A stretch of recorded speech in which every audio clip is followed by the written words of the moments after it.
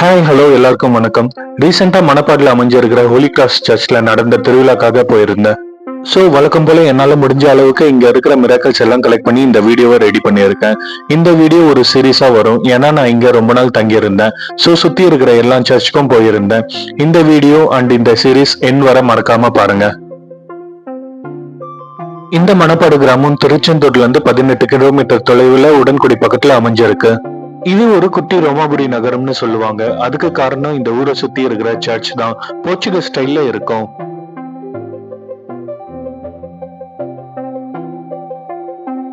கடலை ஒட்டி இந்த ஊர் அமைஞ்சிருக்கிறதால இங்க முதன்மை தொழில் மீன் பிடிக்கிறது தான். அண்ட் மணப்பாடு கருவாடுனா மார்க்கெட்ல சம வேல்யூ இருக்கு. அது பல நாடுகளுக்கு எக்ஸ்போர்ட்டும் செய்யறாங்க. இந்த சர்ச்சும் இந்த சுத்தி இருக்கிற ஊரும் பார்க்க உங்களுக்கு எங்கேயோ பார்த்த மாதிரி இருக்குல்ல? ஆமாங்க, இங்க நிறைய படத்தோட ஷூட்டிங் எடுத்திருக்காங்க. சிங்கம், கடல், இயற்கைன்னு இப்படி நிறைய படம் சொல்லிட்டே போகலாம். இங்க 3 பக்கமும் கடலால சூழப்பட்டு தீபகற்பம் போல காட்சி அளிக்குது.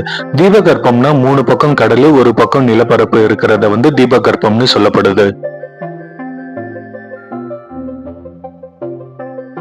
இந்த ஹோலி கிராஸ் சர்ச் 400 ஆண்டுகள் பழமையானதாகவும் போர்ச்சுகல் மாலுமிகளால உருவாக்கப்பட்டதுன்னு நம்பப்படுது. இந்த ஹோலி கிராஸ் சர்ச் மணல் குன்று மேல அமைஞ்சிருக்கு.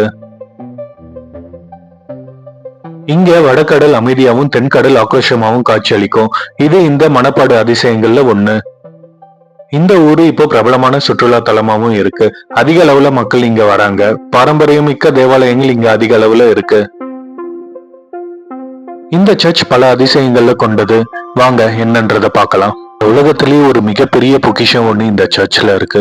ஆமாங்க, இயேசுநாதர் அறையப்பட்ட சிலுவையோட ஒரு சின்ன பாட்டு இங்கதான் இருக்கு. சும்மா கண்டென்ட்டுக்காக எல்லாம் சொல்லல. இந்த சர்ச் போனா உங்களால கூட இதை பார்க்க முடியும். அப்படி பார்த்தவங்க கமெண்ட்ல உங்க எக்ஸ்பீரியன்ஸ் சொல்லுங்க. என்னுடைய பர்சனல் எக்ஸ்பீரியன்ஸ், எனக்கு இந்த சர்ச் போயிட்டு வரும்போதெல்லாம் ஃபுல் பாசிட்டிவ் ஃபீல் இருக்கும். அண்ட் என்னுடைய பிரேயர்ஸும் நடந்திருக்கு. அண்ட் முக்கியமான விஷயம், இங்க எல்லாருக்குமே அனுமதி உண்டு. இன்னொரு பெரிய மிக அதிசயம் இந்த சர்ச் பின்னாடி அமைஞ்சிருக்கிற ஜேவியர் குகை. செயின்ட் பிரான்சிஸ் ஜேவியர் 1542ல கடல் மார்க்கமா மணப்பாடுக்கு வந்து சேர்ந்திருக்காரு. மணப்பாடுல அவர் தங்குறதுக்காக ஒரு குகையை தேர்ந்தெடுத்திருக்காரு. அங்கேயே தங்கியபடியே இங்க இறைப்பணியாற்றி இருக்காரு.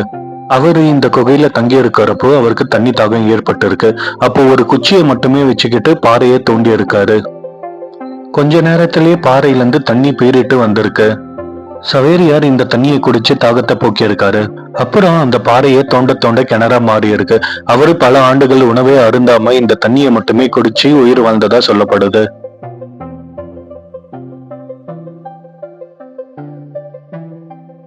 இந்த குகை பாத்தீங்கன்னா கடலுக்கு ரொம்ப பக்கத்திலேயே அமைஞ்சிருக்கும். இருந்தும் இந்த கிணத்துல இருந்து வர தண்ணி அவ்வளவு ஸ்வீட்டா இருக்கும். இன்றளவும் மக்கள் இந்த தண்ணியை பயன்படுத்துறாங்க. இது ஒரு ஹோலி வாட்டரா கருதப்படுது. அதனாலேயே வீடுகளுக்கும் இதை எடுத்துன்னு போறாங்க.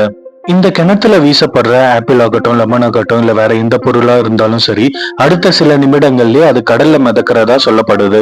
2004ல சுனாமி வந்தப்ப கூட இந்த குகைக்குள்ள கொஞ்சம் கூட தண்ணியே வரலையா. இந்த தகவல் இந்த ஊர்ல வாழ்ற மக்களே சொன்னது. இந்த அழகான மணப்பாடு எவ்வளவு அதிசயங்களை உட்கொண்டு இருக்கு பாருங்க.